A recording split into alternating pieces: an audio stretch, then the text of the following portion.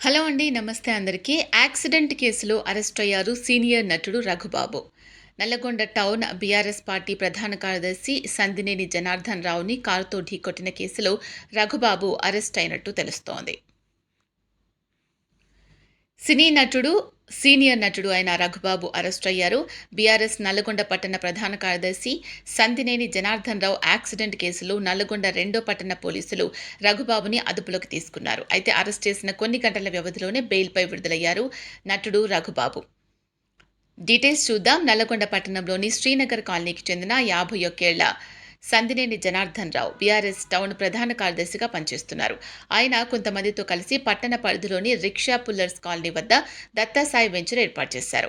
ప్రతిరోజు మధ్యాహ్నం సమయంలో వెంచర్ వద్దకు వెళ్లి వస్తూ ఉండేవారు. ఈ క్రమంలోనే బుధవారం మధ్యాహ్న సమయంలో వెంచర్ వద్దకు వెళ్లి సాయంత్రం తిరిగి వస్తూ ఉండగా హైదరాబాద్ నుండి మిర్యాలగూడ వైపు వెళ్తున్న BMW కారు జనార్దన్ రావు వెళ్తున్న ద్విచక్ర వాహనాన్ని బలంగా ఢీకొట్టింది. జనార్దన్ రావు అక్కడికక్కడే మృతి చెందారు. ప్రమాదానికి కారణమైన కారులో నటుడు రఘుబాబు ప్రయాణిస్తున్నారు. ప్రమాదం జరిగిన తర్వాత ఆయన మరో కారులోకి మారారు. ఆ సమయంలో రఘుబాబుతో కొంతమంది స్థానికులు మాట్లాడారు. ప్రమాదం జరిగిన తీరును వారు చర్చించుకుంటున్నారు.